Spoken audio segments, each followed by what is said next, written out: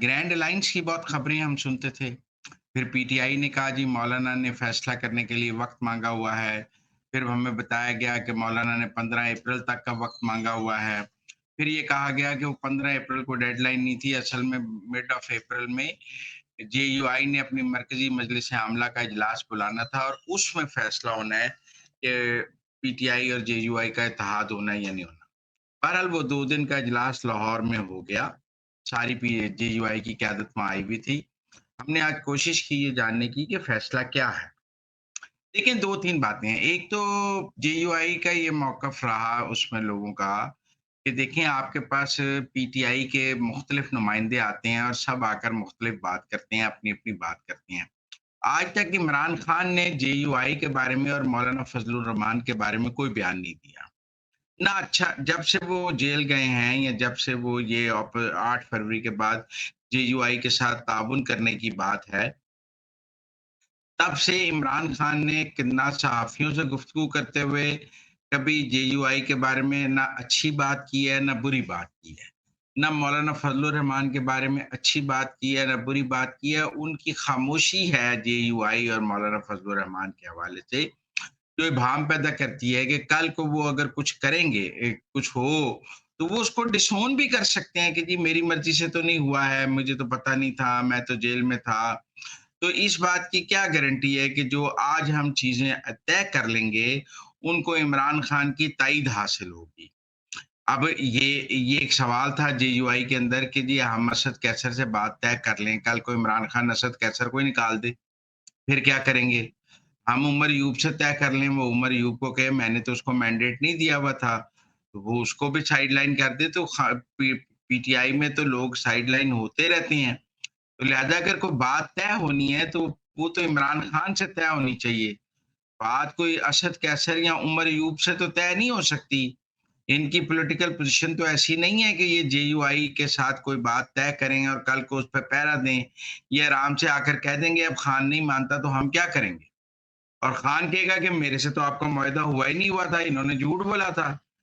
तो फिर उसमें ये तय हुआ कि देखें जब नवाज़ शरीफ ने जेल से जेयूआई के साथ इत्तेहाद बनाना था, तो नवाज़ शरीफ ने जेल से मौलाना फज़लुर रहमान को खत लिखा था। और वो जो जेल से खत था, वो मौलाना नवाज़ शरीफ के हाथ का, उसके बाद पीएमएलएन और जेयूआई के दरमियान इत्तेहाद के रास्ते खुल गए थे। उसके बाद ठीक है, मौलाना कोट लखपत भी गए थे। तो अगर इमरान खान साहब जेयूआई के साथ इत्तेहाद बनाना चाहते हैं, मौलाना फजल तो वो खत लिख सकते हैं जेल से कि मेरा मेरा ये पैगाम है, हाथ से लिखा हुआ खत आ जाए कि मैं जेयूआई के साथ इन शराइत पे इत्तेहाद बनाना चाहता हूँ। और अगर वो ये भी नहीं हो सकता, तो वो ये बयान दें कि उनके लोग कि जी इमरान खान साहब जेयूआईएफ की क़यादत से जेल में मिलना चाहते हैं, तो हम कोशिश कर लेते हैं उनसे हमारा एक वफ़द जाके मिल ले और बात कर ले। लेकिन बात इमरान खान से होनी चाहिए, उनके ख़त से होनी चाहिए, उनसे बराह रास्त होनी चाहिए, उसके बगैर बातचीत तय होने का कोई बात समझ नहीं आती। अब इमरान खान साहब जेल से मौलाना फज़लुर रहमान को ख़त लिखेंगे कि आइए ग्रैंड अलायंस बनाते हैं। क्योंकि अभी तक इमरान खान ने खामोशी रखी हुई है फज़लुर रहमान के बारे में। उन्होंने मौलाना फज़लुर रहमान के ना हक में बात की है, ना खिलाफ बात की है। ना इमरान खान ने कभी अपने लोगों को कहा है कि जाके मौलाना को मिलें। कभी उन्होंने कभी ये नहीं कहा कि मैं मौलाना के साथ इत्तेहाद बनाना चाहता हूँ या नहीं बनाना चाहता। उनका अपना ना कोई ट्वीट है, ना बयान है, ना पीटीआई ऑफिशियल हैंडल का है। ये उनके लोग लगे रहते हैं। तो लिहाजा इस बात को जेयूआईएफ में आज रजिस्टर कराया गया कि देखें इस पार्टी में पीटीआई में तो किसी की कोई हैसियत नहीं है। सारी हैसियत खान की है। और जब तक खान से बात ना हो तो इत्तेहाद बनाने का फ़ायदा क्या है? पहले खान से बात तो कर लेना कि खान कहे मैं बनाना चाहता हूँ, ताकि कल को खान मुकरे तो खान को ये तो हो गया आपसे बात हुई हुई थी। अच्छा एक तो ये बात तय हुई, अब उसकी मोडालिटीज़ पे बात हुई कि पीटीआई को कहा जाएगा कि भई खान नाल गल कराओ या खान दा खत लेके आओ और खान दे खत तो बगैर गल नहीं करनी या खान नाल गल कराओ, मुलाकात कराओ। तो एक तो ये सिंपल बात हुई। दूसरा वहाँ जेयूआई को पीटीआई की केपी हुकूमत पर बहुत तहफ़्फ़ुज़ात थे। जेयूआई का मौक़िफ़ था कि आप हमें कहते हैं कि हमने एस्टेब्लिशमेंट के खिलाफ इत्तेहाद बनाना है। इत्तेहाद तो बनाना है आसिम मुनीर के खिलाफ, इत्तेहाद तो बनाना है फ़ौज के खिलाफ, गुफ्तगू तो करनी है फ़ौज के खिलाफ और फ़ौज की सियासत में मुदाखलत ख़त्म करने के लिए जद्दोजहद करनी है। लेकिन जो आप पीटीआई की केपी हुकूमत है, वो तो फ़ौज की गोद में बैठी हुई है, वो तो एस्टेब्लिशमेंट के साथ है। उनका चीफ मिनिस्टर तो हर वक़्त एस्टेब्लिशमेंट की गोद में बैठा हुआ है। उनकी पूरी की पूरी काबीना कोर कमांडर के गिरफ्तारी पे चली जाती है, सलाम करने। तो ये कैसा इत्तेहाद होगा हुकूमत के खिलाफ या एस्टेब्लिशमेंट के खिलाफ जिसकी एक सूबाई हुकूमत एस्टेब्लिशमेंट की गोद में होगी और मरकज़ में एस्टेब्लिशमेंट के खिलाफ इत्तेहाद चल रहा होगा। लिहाज़ा पीटीआई को अपनी या तो केपी की हुकूमत बदलनी चाहिए, नया चीफ मिनिस्टर लेके आएँ, जो एंटी एस्टेब्लिशमेंट हो, उसमें जेयूआई उनकी मदद कर देगी कि आप गंडापुर को हटाएँ और गंडापुर को हटाने में जेयूआईएफ जो है वो पीटीआई की मदद करे। और अगर गंडापुर को नहीं हटाना तो फिर वो एस्टेब्लिशमेंट का बंदा आप चीफ मिनिस्टर रख के क्या जद्दोजहद कर सकते हैं।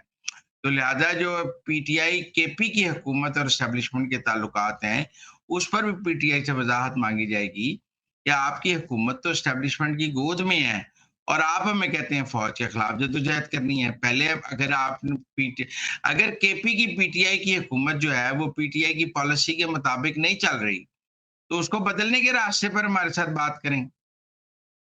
उसको बरकरार रख के क्या, एक तरफ गंडापुर कह रहे हैं मैं एस्टेब्लिशमेंट से बात कर रहा हूँ, आज़म सवाती कह रहे हैं बात कर रहा हूँ, दूसरी तरफ आप हमें कह रहे हैं आइए एस्टेब्लिशमेंट के खिलाफ इत्तेहाद बनाते हैं।